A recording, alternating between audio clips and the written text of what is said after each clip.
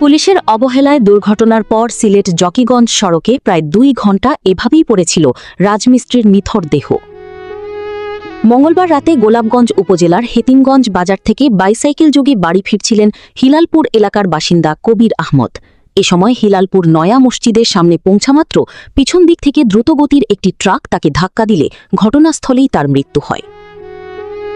দুর্ঘটনার পর সড়কের উভয় পাশে প্রায় 2 কিলোমিটার যানজট সৃষ্টি হয়। অভিযোগ রয়েছে, প্রায় 2 ঘণ্টা পর পুলিশ ঘটনাস্থলে পৌঁছালে ক্ষুব্ধ জনতা ভুয়া স্লোগান দিয়ে তাদের তাড়িয়ে দেয়।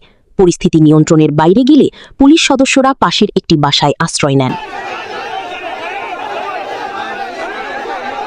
পরবর্তীতে সেনাবাহিনীর সদস্যরা ঘটনাস্থলে পৌঁছে পরিস্থিতি নিয়ন্ত্রণে আনেন এবং নিহতের মরদেহ রাস্তা থেকে সরিয়ে নেওয়া হয়। পরে সড়কে যান চলাচল স্বাভাবিক হয়।